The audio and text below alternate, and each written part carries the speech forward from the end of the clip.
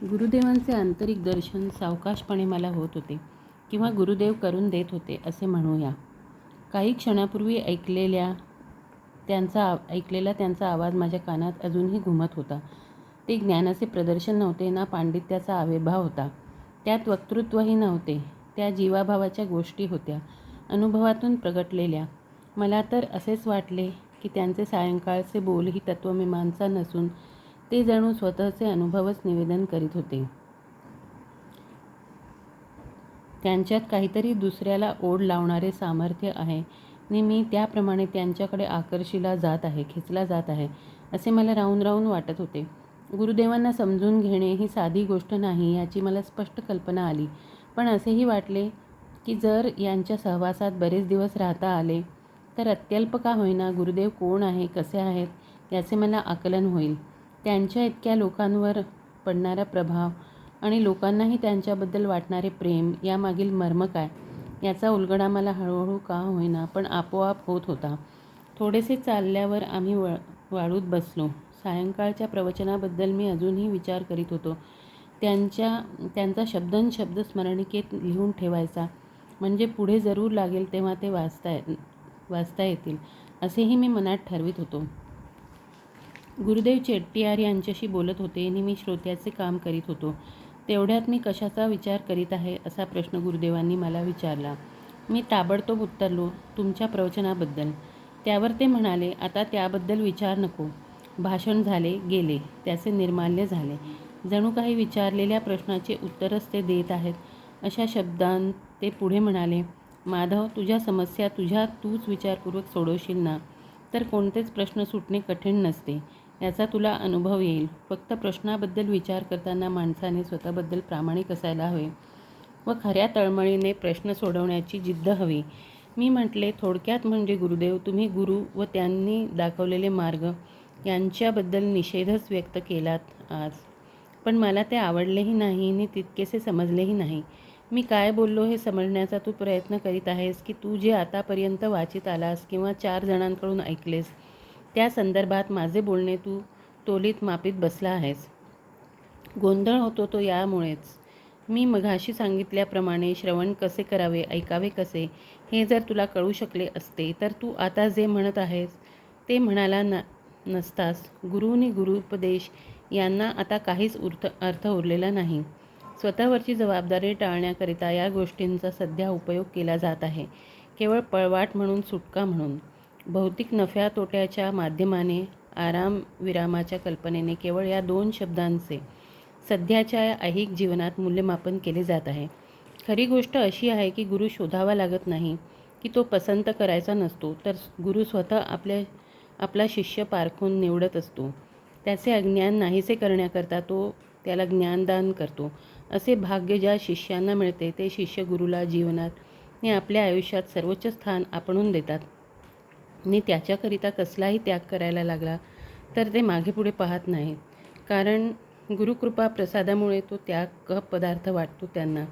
गुरुवरील त्यांचा विश्वास इतका उत्तुंग आणि अढळ असतो की त्याला ते परमेश्वर स्वरूपच समजतात आणि त्यामुळे गुरुचा ज्ञानाबाबत कर्तुम शक्तीबद्दल शिष्यांना संदेहच नसतो. मुळी गुरुलाही शिष्याचे कल्याण कशात आहे याची पुरेपूर माहिती असते आणि कसलीही अपेक्षा न बाळगता तो त्याचे हितच पाहतो. शिष्यागणिक प्रत्येकाच्या मानसिक व शारीरिक घडणीप्रमाणे गुरु शिष्याला धडे देत असतो, त्याचे जीवन घडवीत असतो, कारण व्यक्तिशः प्रत्येकाची त्याला माहिती असते आणि म्हणून प्रत्येकाला वेगवेगळ्या पद्धतीने झेपेल असे ज्ञानदान केले जाते. आता तू सांग, या वर्णनाशी मिळते जुळते गुरुजन शिष्य तुला आजपर्यंत आढळले आहेत?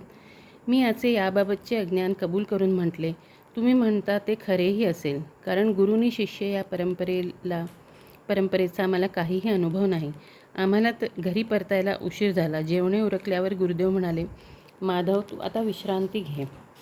मी माझ्या खोलीत परतलो आणि त्या संध्याकाळी गुरुदेव जे काही बोलले त्याची मला आठवली तशी मी माझ्या दैनंदिन सविस्तरपणे नोंद केली. मी जे आत्तापर्यंत ऐकले व वाचले ते समजावून कसे घ्यायचे याबद्दलचा नवा दृष्टिकोन गुरुदेवांनी आज दिला असे मला वाटले. माझ्या ठाम मतांना हादरा बसत होता, तर काही अपरिवर्तनीय म्हणून जरी बाळगलेल्या कल्पना गळून पडत होत्या. एक नवी अंतर्दृष्टी येत आहे असे मला वाटले. पण या उलथापालथीने मनही कमी अस्वस्थ नव्हते झाले. मला वाटले की निखालस स्वच्छ व सुस्पष्ट विचारसरणी तीही, आणि गुरुदेव जे जे बोलत होते ते त्यांच्या वैयक्तिक अनुभवातूनच त्या दिवशी झोपायला मला बराच उशीर झाला असावा. मला जाग आली तेव्हा नुकताच सूर्योदय झाला होता. डोक्यावरचा मोठा थोरला भार कमी झाल्याने हलके हलकेसे वाटावे त्याप्रमाणे मला वाटत होते. मी ताजातवाना झालो होतो. एक वेगळीच हुशारी वाटत होती. व्यवस्थित कपडे करून मी गुरुदेवांकडे गेलो. तो 7 वाजले होते. चेट्टीयार मला दिवाणखान्यातच भेटले आणि त्यांनी सांगितले की गुरुदेव त्यांच्या पित्याशी बोलत बागेत बसले आहेत. त्यांनी मला चहाकरिता नेले. टेबलाशी चेट्टीयार यांच्या मातोश्री आणि भगिनी चहाकरिता माझी वाटच पाहत बसलेल्या आढळल्या. गुरुदेवांनी दूध अगोदर घेतले होते. चेट्टीयार यांनी चहा घेतला. बागेत गुरुदेव मी गेलो तो वृद्ध चेट्टीयारशी बागेतील फुलझाडांबद्दल, फुलांच्या ताटव्यांबद्दल आणि त्यांच्या पद्धतशीर निगराणीबद्दल त्यांच्या गप्पा चाललेल्या आढळल्या. वनस्पतीशास्त्राचीही गुरुदेवांना चांगली माहिती असून बागायतीचा त्यांचा अभ्यासही असल्याप्रमाणे ते ठामपणे बोलत होते. एव्हाना दर्शन घेणाऱ्यांची गर्दी जमायला सुरुवात झाली होती.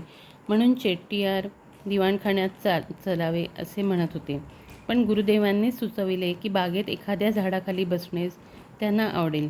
त्याप्रमाणे चेट्टीयार यांनी नोकरांना सूचना दिल्या आणि एका अशोक वृक्षाच्या छायेत गालिचा पसरण्यात येऊन गुरुदेव स्थानापन्न झाले. त्यांनी आलेल्या सर्व लोकांना समोर गालिच्यावर बसायला सांगितले. तो दिवस रविवारचा असल्याने येणाऱ्या लोकांपाठीमागे व्यवसायाचा तगादा नव्हता आणि त्यामुळे थोड्याच वेळात आम्ही बसलो होतो त्या भागातील बागेचा विभाग लोकांच्या गर्दीने भरून गेला. काही थोडे लोक वगळल्यास बहुतेक लोक गुरुदेवांबाबत काही ना काही अपेक्षा बाळगून आलेले दिसत होते. त्यांच्याकडून आपणाला काहीतरी दिलासा मिळावा अशी त्यांची अपेक्षा दिसत होती. सर्वांनाच देण्यासारखे गुरुदेवांजवळ काही आहे की नाही याबद्दल मी साशंक होतो. पण जमलेल्यांची गुरुदेवांकडे पाहण्याची दृष्टी वेगळी होती. गुरुदेवांजवळ दैवी शक्ती असल्याने त्यांच्याकडे येणाऱ्या प्रत्येकाला त्यांच्याकडून कृपाप्रसाद मिळेलच अशी खात्री जमलेल्यांच्या डोळ्यात स्पष्ट दिसत होती. क्षणभर का होईना मनाला ओझरता असा विचार स्पर्शून जाई की कायने गुरुदेव आमच्या कितीही जवळ असले तरी त्यांचे विचार आमच्यापासून अति दूर आहेत अथवा कुणा दूर स्थानी ते समरस झाले आहेत. ते प्रत्येकाशी बोलत होते, थट्टा मस्करी करत होते, मोकळेपणाने आणि आनंदी वृत्तीने वागत होते. पण त्यातही एक तऱ्हेचा आलिमपणा आहे याची मला मनोमन जाणीव होत होती. एकामागून एक जण गुरुदेवांच्या पायाला स्पर्श करून त्यांना अभिवादन करीत होता. प्रत्येकाजवळ थोडेसे बोलून गुरुदेव आशीर्वाद देत होते. दर्शनार्थी जमावातील एक जण नंतर म्हणाला, गुरुदेव, देवावर विश्वास ठेवून एखाद्या मूर्तीची पूजा अर्चा करून सुद्धा आत्मदर्शन वा साक्षात्कार घडणार नाही असे का गुरुदेवांना म्हणायचे आहे? तत्काळ सर्वत्र शांतता पसरली. प्रत्येकजण गुरुदेवांचे उत्तर ऐकण्यास उत्सुक दिसला. गुरुदेव म्हणाले, देव वा ईश्वरनी श्रद्धा वा विश्वास या शब्दांचा दुर्दैवाने फार गलथानपणे अर्थ समजावून न घेता विचार केला जातो. भोवतालची परिस्थिती, कौटुंबिक परंपरा, आपण ज्या प्रकारे वाढवले जातो, ज्या प्रकारचे शिक्षण आपल्याला मिळते या आणि अशा कित्येक गोष्टीचा चाकोरीतून जाण्याची आपणास अशी सवयच पडून गेली आहे आणि त्याचा एकत्रित परिणाम असा झाला आहे की विशिष्ट आणि संकुचित चौकटीतच विचार करण्याची आपल्याला नकळत सवय झालेली आहे. त्यामुळे आपण जे बोलतो त्याला विशिष्ट अर्थ असतो, तोल असतो, मोलही असतो याची जाणीवच आपणाला नसते. शब्दांचा अर्थ आणि महत्त्व वा मर्म न समजतात आपण त्यांचा स्वैर वापर करत असतो. आपण समजतो त्यापेक्षा एकेका शब्दाचा वेगळा अर्थ असू शकेल असा विचार कधी आपल्या मनाला स्पर्शसुद्धा करीत नसल्याने आपण समजून चालतो की आपलेच तेच बरोबर. त्यामुळे निराळा विचार करण्याची गरजच वाटत नाही आपल्याला. आपले विचार कसे चालतात याचे आपण कधीच निरीक्षण केलेले नसल्याने आणि कृतीपाठीमागे डोळसपणे वैचारिक बैठक नसल्यामुळे आपण जे जे करतो तेच बरोबर, त्यात बदल किंवा सुधारणा करायला हवी असे आपणाला वाटतच नसते. मनाची ही फसवणूक दीर्घकाळच नव्हे तर अव्याहत चालू असते. देव म्हणजे तुम्ही काय समजता हे तरी मला कळू दे. तुमची आराध्य देवता मूर्ती म्हणजे काय आहे? तीवर तुमची श्रद्धा वा भक्ती आहे म्हणता, म्हणजे नेमके काय याचा नीटच उमज तरी तुम्हाला झाला आहे का?